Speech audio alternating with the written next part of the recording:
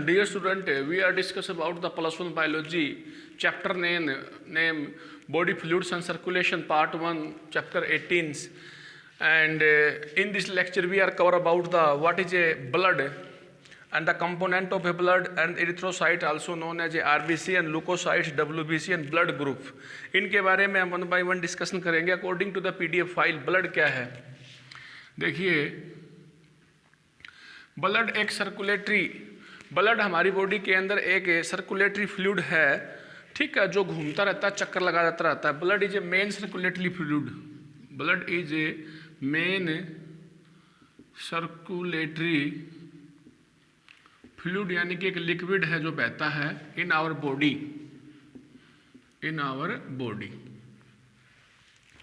Blood जो है एक मेन सर्कुलेटरी फ्लूइड है जो आपकी बॉडी में बहता है. ऐसे एक ऐसा लिक्विड जिसका नाम है लिम्फ. लिम्फ भी आपका एक सर्कुलेटरी ट्रांसपोर्ट का मीडियम है. The lymph is a another fluid that help in the transports. ये लिम्फ भी एक आपका फ्लूइड है, ठीक है, जो बॉडी के अंदर ट्रांसपोर्ट में हेल्प करता है, ट्रांसपोर्ट के अंदर हेल्प करता है, ठीक है. तो हम कह सकते हैं ब्लड मुख्य रूप से एक सर्कुलेटरी आपका फ्लूइड है जो बॉडी के अंदर घूमता रहता है.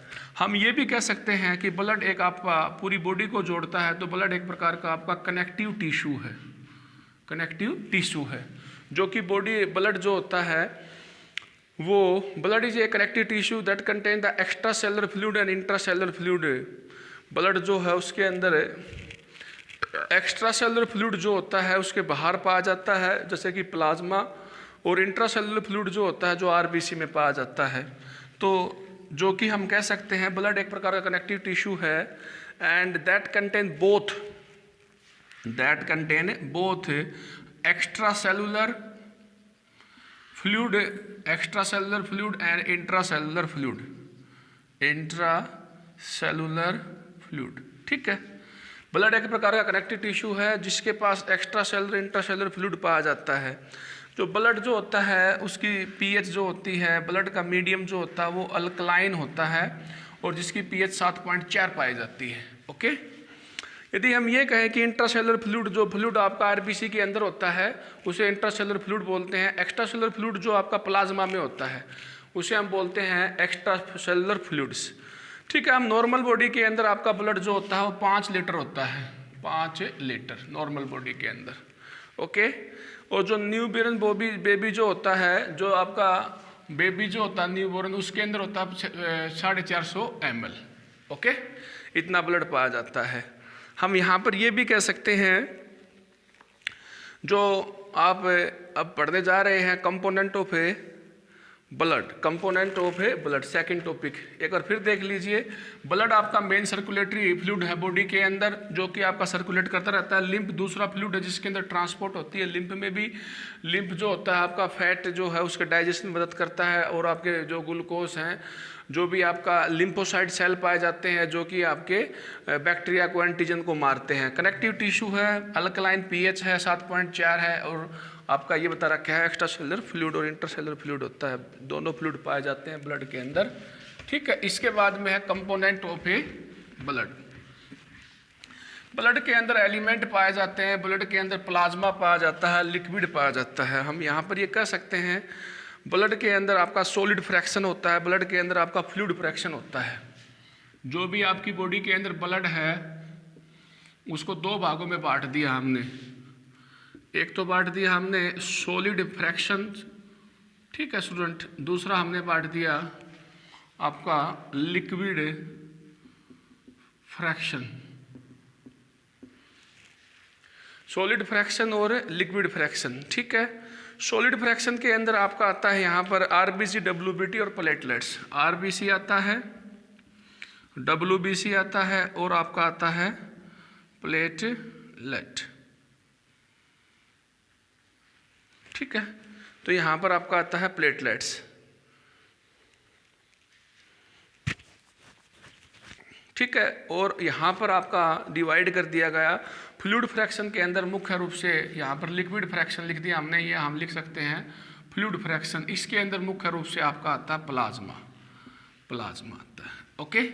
अब हम प्लाज्मा के बारे में डिस्कस करेंगे। प्लाज्मा का जो कलर होता है स्ट्रा कलर होता है, 55% ऑफ टोटल ब्लड होता है। ये देखिए जितना भी ब्लड है उसका 55% जो है टोटल ब्लड का ये हिस्सा होता है। टोटल ब्लड का 55% हिस्सा होता है। इसका कलर जो होता है वो स्ट्रा कलर होता है। ठीक है, 55% टोटल ब्लड होता है, इसका स्ट्रा कलर होता है। 90 से 92% इसमें वाटर पाया जाता है। 90 से 92% इसमें पानी पाया जाता है, वाटर कम पाया जाता है मुख्य रूप से प्लाज्मा के अंदर। और प्लाज्मा के अंदर जो क्लोटिंग फैक्टर होते हैं, फाइब्रिनोजन, एल्ब्यूमिन्स, ग्लोबिन्स पाए जाते हैं। प्लाज्मा के अंदर क्लोटिंग फैक्टर, सीरम फैक्टर होता है।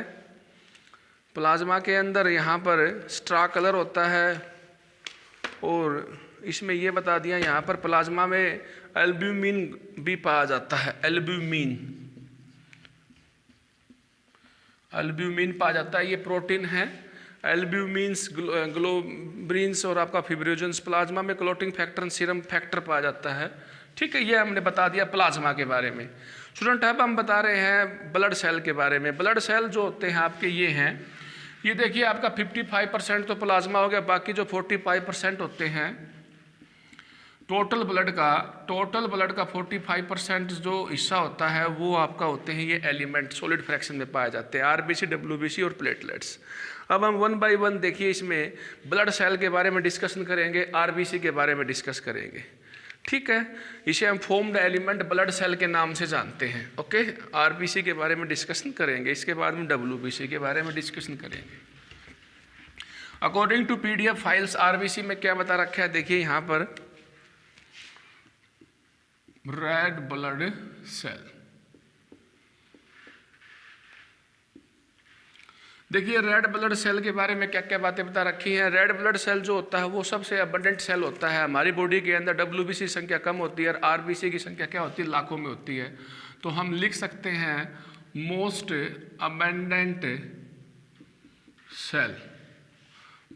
Abundant cell. ओके, इसके बाद में बता रखा है कि यहाँ पर इसका रेड कलर होता है क्योंकि इसमें हीमोग्लोबिन पाया जाता है।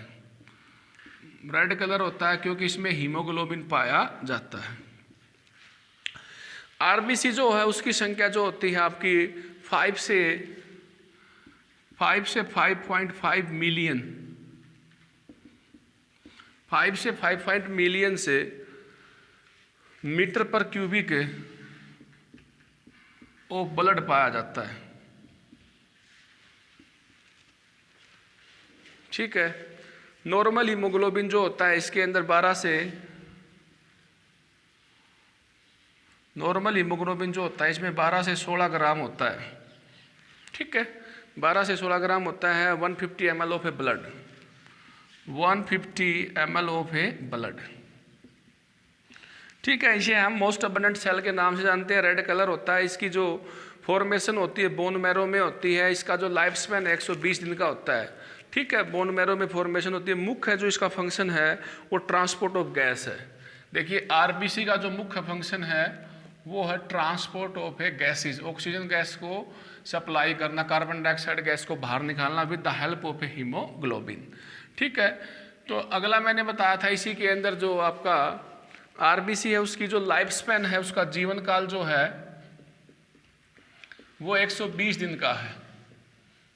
ठीक है, लाइफ स्पैन 120 दिन की है और ये डीजनरेट हो जाते हैं सप्लीन के अंदर। नोट कीजिए आरबीसी जो जहाँ पर ख़त्म हो जाती है उसे हम सप्लीन बोलते हैं। Degenerate in the spleens, graveyard of a RBC. RBC में न्यूक्लियस नहीं होता, डिवाइड ऑफ ए न्यूक्लियस नहीं पाया जाता आरबीसी के अंदर। आरबीसी की जो शेप होती है वो बाई कनकेव शेप होती है, बाई कॉनकेव शेप पाई जाती है, बाई कनकेव शेप पाई जाती है आरबीसी की। ओके, कैमल की आरबीसी में न्यूक्लियस नहीं, कैमल की आरबीसी के अंदर न्यूक्लियस पाया जाता है, मुख्य रूप से आरबीसी में न्यूक्लियस नहीं होता। ओके, तो ये हमने स्टूडेंट पढ़ लिया आरबीसी के बारे में, जिसे हम इरिथ्रोसाइट के नाम से जानते हैं। ओके, ऐसे ही हमारा दूसरा जो फॉर्म्ड एलिमेंट है जिससे ब्लड बनता है उसका नाम है डब्ल्यूबीसी। उसका नाम है डब्ल्यूबीसी। WBC को हम ल्यूकोसाइट्स के नाम से जानते हैं, संख्या में कम होते हैं, सोल्जर के रूप में काम करते हैं, सैनिक के रूप में इन्फेक्शन को रोकते हैं। ठीक है, तो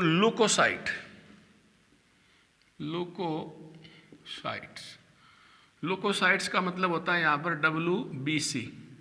ठीक है, WBC के नाम से जानते हैं ल्यूकोसाइट्स। कलरलेस होता है क्योंकि इसमें हीमोग्लोबिन नहीं होती, इसकी लाइफ छोटी होती है। ठीक है, 2-4 बातें बताते हैं इसके बारे में। This is a colourless.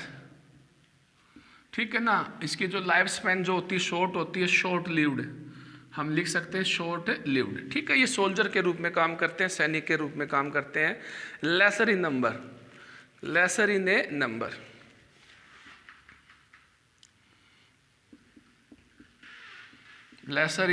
Number. ठीक है, लेसर इन ए नंबर, कलरलेस होते हैं, शॉर्ट लिव्ड होते हैं, लेसर इन ए नंबर। ओके, तो इसके बाद में WBC जो है उसको हमने डिवाइड कर दिया, ग्रेनुलोसाइट्स और एग्रेनुलोसाइट्स। WBC को ही हमने यहाँ पर डिवाइड कर दिया, WBC को हमने टेबल में डिवाइड कर दिया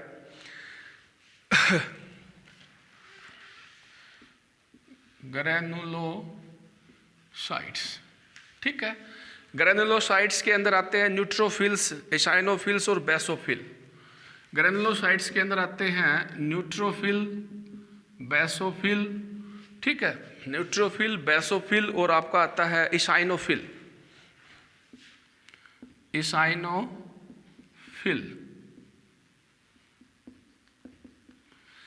ये आपके आते हैं 3 आपके सेल इसके अंदर, ग्रेनुलोसाइट्स के अंदर। जो ए ग्रेनुलोसाइट्स है उसके अंदर आते हैं आपके मोनोसाइट और लिम्फोसाइट्स। जो आपका ए ग्रेनुलोसाइट है उसके अंदर आते हैं मोनोसाइट्स और आपका आता है लिम्फोसाइट्स। मोनोसाइट्स और लिम्फोसाइट्स आते हैं। ओके, तो स्टूडेंट यहाँ पर न्यूट्रोफाइल्स बता दिया गया है। न्यूट्रोफाइल्स जो होता है, न्यूट्रोफाइल्स, बेसोफिल एंड आपका इसाइनोफिल, ये आपके आते हैं ग्रेनुलेटेड के अंदर। और इसमें आते हैं आपके लिम्फोसाइट्स जो होते हैं वो आते हैं आपके ए ग्रेनुलोसाइट्स के अंदर। दिस इज ए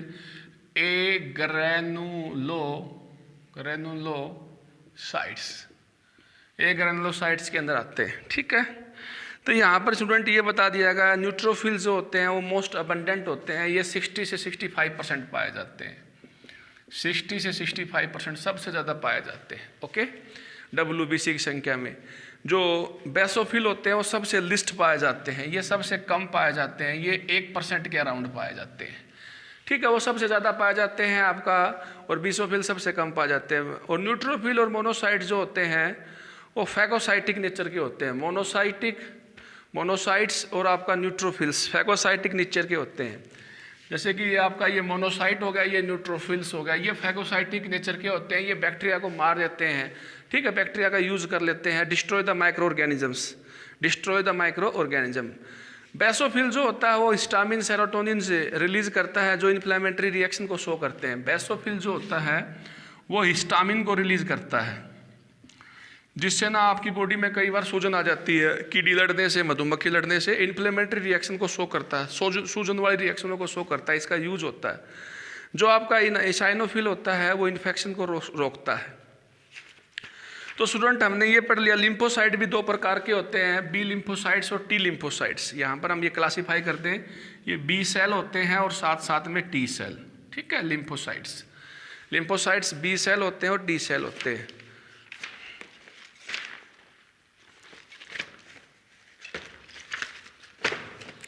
ठीक है, इसके बाद में स्टूडेंट आपका आता है ब्लड ग्रुप। ब्लड ग्रुप क्या है? हमारे पास 4 ब्लड ग्रुप हैं, ए बी और आपका ओ। ठीक है, ये हमारे पास 4 ब्लड ग्रुप है स्टूडेंट। इसकी ब्लड ग्रुप की जो डिस्कवरी की थी वो लैंड स्टर्नर ने की थी। लैंड स्टर्नर ने ब्लड ग्रुप की डिस्कवरी की थी। ओके, इसमें आगे ये बताया गया student, on the basis of antigen present in on the RBC. RBC है आपकी बॉडी के अंदर, उसके ऊपर एक एंटीजन पाया जाता है।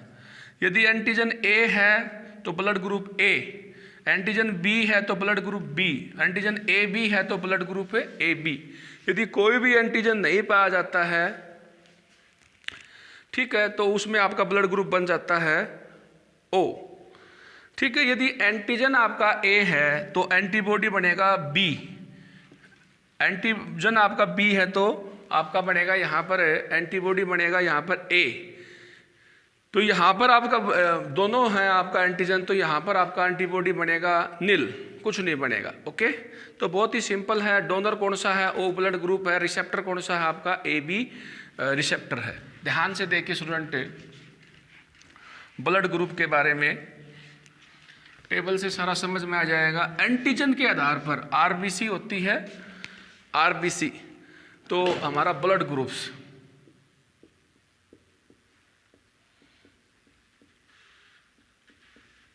ठीक है। ब्लड ग्रुप जो होते हैं वो सबसे पहले हमारे ब्लड ग्रुप होते हैं ए बी और आपका ओ, ये ब्लड ग्रुप पाए जाते हैं। ठीक है, discover by the land sterner. ये ब्लड ग्रुप की डिस्कवरी जो की थी वो लैंड स्टर्नर ने किया था। ठीक है, लैंड स्टर्नर ने ब्लड ग्रुप की डिस्कवरी की थी।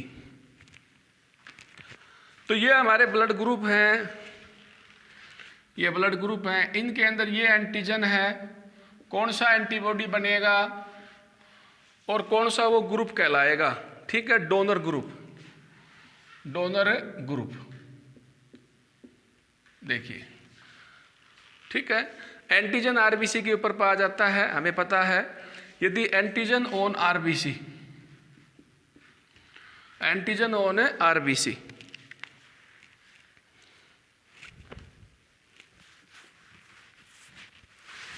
तो ये ब्लड ग्रुप ए है, उसमें एंटीजन ए पाया जाता है तो ब्लड ग्रुप ए है।